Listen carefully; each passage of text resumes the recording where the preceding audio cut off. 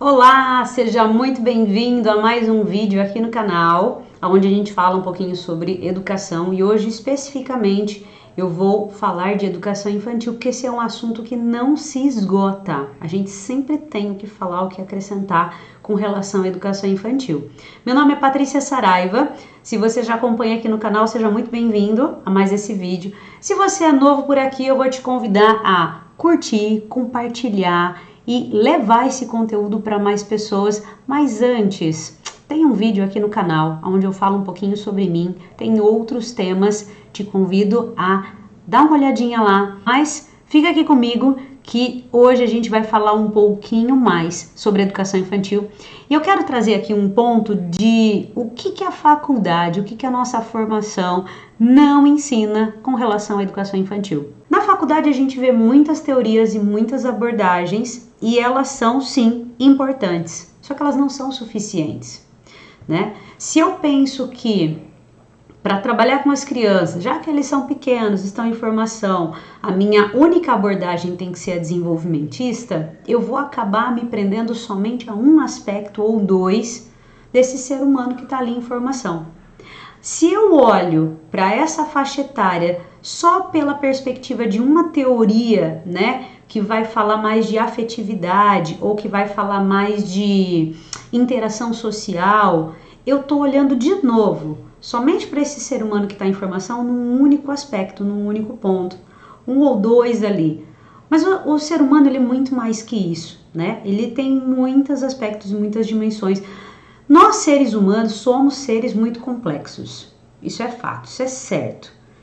Na educação infantil, onde eles estão se formando, se eu, enquanto professor, se eu, enquanto educador ali, não tiver claro para mim que eu preciso, pelo menos, ter um pouquinho de conhecimento de todas essas dimensões para ir ali no meu dia a dia, opa, agora eu vou trabalhar essa questão que é mais de interação um com o outro, eu com o aluno, não, agora eu preciso olhar mais para essa parte motora, não, agora eu preciso trabalhar determinada coisa porque o meu desenvolvimento cognitivo, ele vai ser muito melhor desenvolvido se eu trabalhar isso agora. Se eu não tenho tudo isso, né, essas questões que envolvem a saúde, a emoção, o pensamento, a mente, né, essa dimensão também espiritual que muito tem se percebido ultimamente, o quanto esse aspecto também é importante.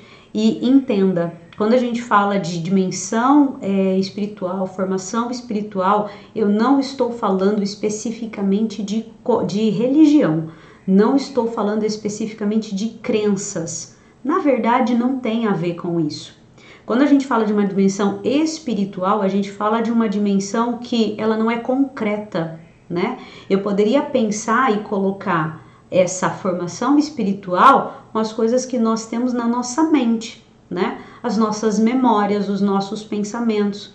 Não tem como, né? Um neurologista ou uma pessoa ali que estuda o cérebro, né? Abrir o nosso cérebro, pegar, por exemplo, essa parte da frente aqui do nosso cérebro que chama lobo frontal, ele não vai conseguir pegar o lobo frontal ali, dissecar ele, né, cortar e ali separar e colocar assim numa pinça e mostrar para você, ó, aqui tá o raciocínio lógico. Não, não é assim que funciona. Por quê? Quando a gente fala de raciocínio, de pensamento, eu tô falando de coisas sem matéria, que eu não consigo tocar, não tem uma coisa palpável. Então, isso tá no que nós chamamos de mente, muitos, né, chamam de mente, e também posso chamar isso de parte espiritual, de uma dimensão espiritual. Então, uma dimensão assim, onde eu toco, eu não ponho a mão, né? Ela tá assim, num nível muito metafísico, se a gente fosse usar um termo mais difícil aqui agora. Todas essas coisas, elas são importantes. Então, quando eu olho para uma ou outra abordagem, uma ou outra teoria para trabalhar ali com a educação infantil, eu sempre deixo as outras de lado ou nem olho para elas, e aí eu não estou formando o meu aluno, não estou formando o meu filho, se você é pai ou mãe que está assistindo esse vídeo agora, ou se você é um aluno já de ensino médio, Fundamental 2, que já tem muito mais consciência, muito mais conceitos formados para entender tudo isso que eu estou dizendo e consegue olhar isso em você ou nas crianças pequenininhas que estão ao seu redor, né, primo, irmão, sobrinho, se você não tem essa ideia de todas as dimensões que compõem o ser humano, né, eu vou sempre deixar alguma coisa para trás. E aí que tá o problema. A faculdade, ela não ensina a gente, pelo menos assim, nem de forma superficial, todas essas dimensões, pelo contrário. Tem umas que elas não gostam nem de tocar nesses assuntos, nem de entrar nesses méritos, justamente porque é muito complexo. Mas a gente precisa ter um mínimo de noção disso. A gente tem que ter um mínimo de conhecimento sobre essas questões que a faculdade, a nossa formação, não dá conta de ensinar. Seja de uma forma, né, rasa, a ponto de você ter que buscar mais conhecimentos a partir daquilo, né, tendo ali como um ponto de partida, ou que, né, traga até mesmo de uma forma mais aprofundada todas essas dimensões, todas essas abordagens, todas essas teorias, enfim. Bom, a educação infantil, a gente não pode perder de vista que quando a gente está trabalhando na educação infantil, a gente está trabalhando com a base. E, gente, base, se ela não for sólida, se ela não for consistente, desaba, né? A primeira lembrança que eu tenho, memória que me vem na cabeça, né, imagem que me vem na cabeça quando se fala de base, é a história dos 3 porquinhos. Não são 3 casinhas, uma construída de palha, outra construída de tijolos e a outra construída de madeira? Então, quando o lobo chega para assoprar, qual é a que para de pé? Qual é a que sustenta os porquinhos ali dentro? É a de tijolos. Por quê? Para eu construir essa casinha de tijolos, eu tive que fazer um bom alicerce, uma boa base. Então, quando a gente está trabalhando na educação infantil, a gente não pode perder isso de vista de jeito nenhum, de que nós estamos trabalhando com a base. Tudo que a criança vai aprender ali, ela vai ser alicerce para uma vida inteira. Seja uma vida inteira de conhecimentos acadêmicos dentro da escola, dentro de uma faculdade, fazendo algum curso, seja de conhecimentos de sociedade para conviver com o outro, para entender esse mundo cada vez mais difícil, né, ao nosso redor, ou seja por outros aspectos também mais individuais, né, aspectos mais particulares, mas tudo que passa ali na educação infantil é a base, é o alicerce de tudo isso. É a base, o alicerce de uma vida inteira, seja em qual perspectiva, qual ponto que eu estou olhando. Então é muito importante que a gente não perca isso de vista. E o que a faculdade acaba não ensinando e que quando a gente olha para a educação clássica, né, lá os primórdios da educação, seja na Grécia Antiga, ou seja, todos os conceitos que formaram, né, o Ocidente, o nosso pensamento aqui no Ocidente, que vem muito dessa educação clássica, que vem muito do que acontecia, né, vamos pegar um pouquinho mais recente, da Europa, de todos os estudiosos que formaram todo esse pensamento que a gente tem aqui no Ocidente, né, que acaba direcionando a educação como ela é vista hoje, mas assim, que antigamente ela tinha uma outra perspectiva, um outro viés. Quando você olha para a educação clássica, por exemplo, que eu acredito que tem muito a nos ensinar, eu acredito que muito da educação clássica a gente precisa resgatar, né, no nosso dia a dia, na nossa prática, não exatamente como era antes, né, porque lá era outro tempo, outro conceito, mas a essência do que se propunha ensinar ali para os alunos, a gente não está vendo isso nem na nossa formação e muito menos colocando em prática. Tá, Patrícia, mas o que é que tem nessa educação clássica? O que é que tem nesses conceitos mais antigos de educação e que hoje a gente não vê mais? A gente não vê mais virtudes, a gente não vê mais uma formação onde a gente leva os nossos alunos ao que é certo e ao que é errado, ao que é belo, ao que é verdadeiro. A gente não pauta mais as nossas ações, as nossas práticas nessas coisas. Mas Patrícia, você falou lá de dimensão espiritual, que não tem nada a ver com religião, e agora você vem falar de virtudes. É uma palavra que, assim, ela sempre nos remonta a pensar na parte religiosa, na parte, né, espiritual nesse sentido de crenças e tal. Mas na verdade não, gente. Quando a gente fala de virtudes, né, por exemplo, quando a gente fala da virtude da justiça, né, dar ao outro o que é devido a ele, é uma coisa que a gente precisa ensinar. As crianças estão aprendendo ali, né, que tem ela e tem o outro, que ela tem os seus desejos e o outro também tem os desejos dele. E eles estão brincando ali com os brinquedos. Eu tenho um brinquedo para cada um e a criança, ela quer ficar com 2 brinquedos e o amiguinho fica sem. É ali que a gente começa a ensinar as virtudes da justiça. Por exemplo, a gentileza, né? Quando você tá, sei lá, numa situação da escola, né? Tem ali a pessoa responsável pela manutenção da escola, ela tá varrendo, ela tá limpando, e aí você chega e deixa os alunos atropelarem, passando por cima do lugar onde ela está varrendo, do lugar onde ela está limpando, sem ensinar para os seus alunos, olha, ela está limpando, então vamos tomar cuidado para não sujar ou não pisar enquanto ele ainda está fazendo. E depois a gente manter esse local limpo, né? Essa gentileza com o outro. De tá passando, né? Por exemplo, isso acontece muito na escola. Tá chegando a entrega de alimentos, tá chegando a entrega de materiais e você tá ali passeando, andando com os seus alunos e você não aproveita essa oportunidade para ensinar. Vamos esperar ele passar para que depois a gente passe. Tudo isso são virtudes. Daria para dar muitos outros exemplos aqui, mas o nosso tempo não dispõe de tudo isso. Mas eu te convido a pensar justamente nesses pontos. Na beleza de contemplar a natureza, contemplar o que é belo. Né? Hoje a gente tem uma imagem muito distorcida da beleza, né? Essa proporção, essa métrica que a beleza, a estética, ela é uma coisa muito natural. E às vezes a gente leva os nossos alunos a olhar para coisas totalmente desproporcionais e coloca aquilo como belo, coloca aquilo como, ai, que lindo. Não é lindo. É uma coisa desproporcional, é uma coisa, né? Não tá ali, de alguma coisa de errado, né? E a gente pode também trazer muitos exemplos de determinadas esculturas, determinadas pinturas que mistura-se ali elementos, mistura-se ali cores e chama aquilo de arte e coloca aquilo como belo. Não é, gente.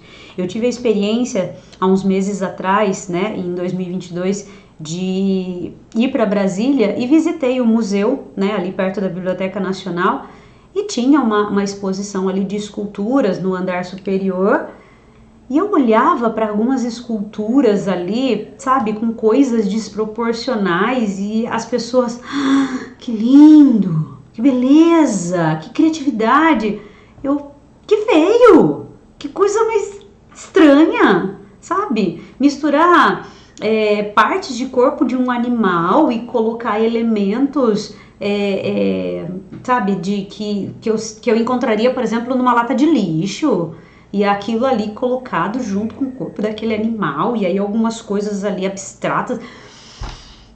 Gente, conceito de beleza totalmente distorcido. E às vezes a gente olha para aquilo e fala assim, é assim mesmo, e é normal. Não é. E o conceito também de verdade. Tem coisas que assim, a gente não tem o que discutir, porque ela é e ponto. Mas é relativo. Não, tem coisas que não tem nada de relativo nisso. E às vezes a gente acha que tudo é relativizado, tudo tem, depende. Que depende? Que depende? Imagina se eu ensino uma criança que tudo depende? Não, isso é e ponto. Isso não é e ponto. Você não tem que pegar o que é do seu amigo. O material é dele. Você não tem que pegar. Mas depende se ele emprestar. Não tem que emprestar. Cada um tem o seu. Você usa o seu, ele usa o dele. Mas fulano faz isso, fulano faz aquilo. Fulano é fulano, você é você. A gente às vezes distorce muito essas coisas. E ao invés de educar, a gente está deseducando. E o pior, desde cedo. Lembra que eu estou falando de educação infantil? Lembra que eu estou falando de base? Então são essas coisas. Como é que as crianças na educação infantil, elas vão aprender e que na faculdade eles não ensinam e não falam isso pra gente? Os nossos alunos vão aprender a partir do nosso exemplo e da nossa fala. Se eu não trago esse exemplo de beleza, de bondade, de verdade, né, das virtudes, o aluno não vai aprender. Ou se eu trago os exemplos contrários a isso, ele vai aprender. Só que lá na frente ele vai sofrer as consequências disso, porque o mundo, ele não vai pedir para você que você seja uma pessoa desproporcional nesses pontos que eu trouxe, da beleza, da justiça, da verdade, né, as virtudes, da verdade, né, da contemplação do belo, do que é bom, do que é certo, do que é errado. Então, os nossos exemplos, eles são muito importantes para os nossos alunos, principalmente nessa faixa etária, e as nossas falas também. Porque muitas vezes o que acontece? Essa é uma coisa que eu me policio todos os dias e é um trabalho difícil, que é policiar a sua fala. Que muitas vezes você fala para o aluno, não pode fazer isso. Aí você vira as costas e você faz. Aí o aluno olha, né, ele, né, lembra que ele está formando os conceitos, né, eu falei isso num outro vídeo, ele está formando os conceitos ali, está começando a entrar no uso da razão, está começando a pensar sobre aquilo, ele fala, pera, você está me mandando não pegar e você pega? Você está me mandando não fazer e você faz? E assim, em casa também, se você é pai ou mãe e está me assistindo agora, está vendo esse vídeo, muitas vezes você cobra do seu filho que ele tenha determinadas atitudes e você faz o oposto. E a criança, ela está vendo tudo aquilo. E aí fica essa contradição, essa dissonância, essa contrariedade, né? Pera, mas tá me ensinando a fazer, tá falando o contrário? Tá me falando para fazer e tá fazendo o contrário? Sabe? Uma confusão e que a gente tem que tomar muito cuidado e se policiar muito com isso. Né? Em todos os aspectos. Então a gente precisa tomar muito cuidado com o que a gente, com o exemplo que a gente dá para os nossos alunos, principalmente com a nossa fala. É claro que o exemplo também são com as nossas ações, as nossas atitudes. Elas são esponjas, elas estão nos observando e absorvendo tudo o tempo todo. Educação infantil, você que é professor e trabalha com essa faixa etária, você sabe bem o que eu estou dizendo, o quanto essas crianças são imitadoras, o quanto elas são esponjinhas, o quanto elas absorvem. Então a gente tem que tomar muito cuidado com isso. O que eu aprendi na prática, né? A partir dali de pensar o que a faculdade não me ensinou e que na prática eu tive que perceber isso ao longo do meu dia a dia, com os meus alunos, que cada um é um. E eu tenho que respeitar essa individualidade deles. Tá, Patrícia, mas a minha sala é a lotação máxima, tem quase 40 alunos, né? 40 não, né? Na educação infantil a gente sabe que não chega nesse número, mas ali, minha sala tem 15, 20 crianças e eu tenho que dar conta, eu tenho que olhar para 15, 20 seres individuais? Tem. Exatamente. Cai um pouquinho no que eu falei num outro vídeo, sobre você estar disposta, você estar ali entregue àquilo que você precisa fazer e fazer bem feito, não é? A gente precisa desenvolver o nosso trabalho bem feito. Isso é o mínimo que os alunos esperam da gente, né? Que o sistema educacional espera da gente. Não vou nem falar do sistema educacional, porque na verdade é bem o oposto disso, né? Mas deixa esse assunto para um outro vídeo, para um outro momento. Outra coisa também é eu ter muito claro, né, que eu percebi ali na minha prática, que eu não sou facilitadora, eu sou mediadora. Isso é uma coisa que a faculdade ensinou de uma forma contrária. Você tem que facilitar. Não tem que facilitar, tem que mediar. E ela tem que sentir o que tem que sentir, fazer o que tem que fazer, passar pelo que tem que passar durante esse processo de aprendizagem. A frustração é um bom exemplo disso. Eu não tenho que facilitar para as crianças para que ela não se frustre. Não, ela tem que aprender o que é frustração. Eu tô ali para mediar a situação. Vou dar um exemplo da minha prática. Quando eu tenho cones e bolas, e isso é possível, eu trabalho com as crianças da educação infantil que elas equilibrem a bola em cima do cone. Bola de diferentes tamanhos, então quando a bola é maior, a dificuldade para equilibrar é maior. E a criança começa a ficar irritada, começa a ficar frustrada porque ela não consegue equilibrar a bola ali. E eu falo, não, vem cá, ela quer largar, ela não quer mais fazer, ela quer pegar o do outro que já está pronto. Eu falo, não, vem cá que eu vou te ajudar a fazer. Você tem que equilibrar assim, assim, assado, eu faço junto com a criança, eu vou explicando, eu vou trazendo outras possibilidades. Eu não pego e dou pronto, facilitando a vida para ela, não. Nós estamos aqui na educação infantil como mediadores e não tem que facilitar nada. O processo de ensino-aprendizagem não é um processo fácil, não é um caminho fácil. Não foi, não é e não vai ser um caminho fácil. A gente tem que ter muito isso em mente também. Bom, às vezes a gente fica pensando assim, né? Que, mas eu tenho esse feeling, então eu sinto que eu tenho que caminhar para cá, eu sinto que eu tenho que fazer assim, eu tenho que fazer aquilo. Toma muito cuidado com esse feeling, com esse, eu sinto que é assim que eu tenho que fazer com os meus alunos, assim, assim, assado. Cuidado, porque o que acontece? Se a sua percepção de mundo, se a maneira como você enxerga as coisas, a maneira como você lida com aquilo é de uma forma muito mais pessimista, esse seu feeling vai sempre ser assim não vou nem fazer porque vai dar errado. Não vou nem tentar, não vou nem ensinar, não. Então a gente tem que tomar muito cuidado com isso. Ele é importante? Porque assim, ele nos leva a pensar uma coisa que é muito natural, né, dos seres humanos, mas ao mesmo tempo ele vai depender muito de quem sou eu, como é que eu enxergo as coisas, como é que eu vejo esse mundo. Então toma muito cuidado com esse feeling, viu? Ele é importante, mas a gente tem que ter as suas ressalvas ali com ele. Para você começar hoje a pensar, né, o que eu posso fazer então com essas coisas que a faculdade não me ensina? Para onde eu olho? O que eu faço? Primeira coisa que eu coloco para você aqui, para você pensar a partir de agora, é nessa observação dos seus alunos. Olha quem são eles, as necessidades dele, as características dele. E aí, tendo essa ideia de que eu não posso me apoiar só numa abordagem, só numa teoria, só numa concepção, eu preciso, né, cercar de todos os lados, ter um pouquinho de cada conhecimento, vai te ajudar a interpretar, a perceber o que é que você faz com essas observações que você tem dos seus alunos, a maneira como eles agem, a maneira como eles falam, a maneira como eles estão aprendendo a conceituar esse mundo, né, que você está ali mediando e tudo mais. Uma teoria só, falei isso no início da nossa conversa, do nosso vídeo, uma teoria só, uma abordagem só, ela não é suficiente. Então, assim, busque por outras abordagens, busque por outras visões, outras concepções que vão somar ali com a sua prática, tá? E não faça nada no achismo. Não acha, eu acho que dá certo, porque eu vi meu sobrinho, porque eu fiz isso com meu filho, porque isso, porque aquilo. Dentro desse processo educacional, dentro dessa formação que eu quero para esse ser, né, de uma forma integral, agir no achismo pode levar a gente a mais erros, muito mais erros do que acertos. Então, assim como eu falei lá, né, daquele feeling, né, que acaba se juntando aqui com esse achismo, toma muito cuidado com ele. Como é que eu faço então, Patrícia? Como é que eu, né, se eu não posso me pautar no meu feeling, não posso confiar nesse achismo e tal? Busca por uma formação, eu tô aqui para isso, eu tô aqui para te ajudar justamente nessa formação desses conceitos que você tá sentindo, que você tá vendo, que você tá percebendo que estão falhos. Nessa maneira de observar o seu aluno, do que você faz com tudo isso. Eu tô aqui para te ajudar. Busque sempre por formação, converse, discuta,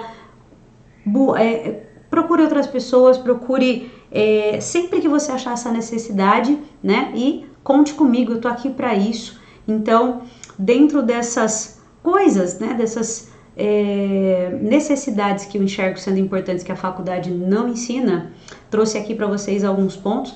Deixa aqui nos comentários o que você achou de tudo isso. Compartilhe esse vídeo com pessoas que você acredita que também precisam ou seria importante se beneficiar desse ponto de vista que eu trouxe aqui para vocês hoje. E eu te espero num próximo vídeo. Até lá!